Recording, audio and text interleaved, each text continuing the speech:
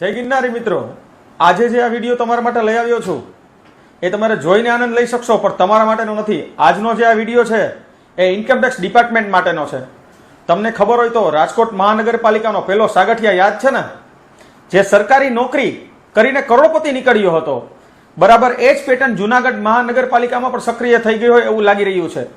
આજે મારે વાત એવી કરવી છે એવા સરકારી એન્જિનિયરની કે જેની ગણતરીઓની જોઈને ઇન્કમટેક્સ ડિપાર્ટમેન્ટના અધિકારીનું માથું પણ ચકરાઈ જશે. નામ છે અલ્પેશ ચાવડા, હોદ્દો છે વોટરવર્ક શાખાના અધિકારી એન્જિનિયર. હાલનો અંદાજિત પગાર એટલે કે 80,000 રૂપિયા. તો ચાલો એક સીધું ગણિત માંડીએ.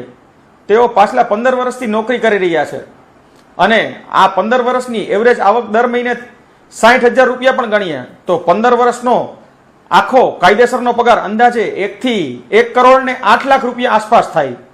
જો આમાંથી ઘર ખર્ચ, ખાવા પીવાનો ખર્ચ બાદ કરીએ ને તો બચત એનાથી પણ ઓછી.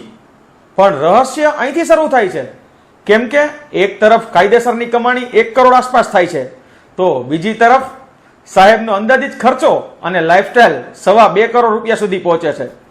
પગાર કરતા બમણો તો માત્ર ખર્ચો છે. તો સવાલ એ થાય છે કે આખી જિંદગી પગાર કરતા પણ વધારે જે 2.25 કરોડ રૂપિયાનો ગેપ છે એ ક્યાંથી આવ્યો, એ ક્યાંથી આવશે, એ બધું એણે જ નક્કી કર્યું હશે ને. તો ફરી પાછા મળીશું. ક્યાં કેટલા વાપર્યા, કેટલો ખર્ચ, તેનો હિસાબ સાથે હું આપનો તેજસ જોશી. જય ગિરનારી.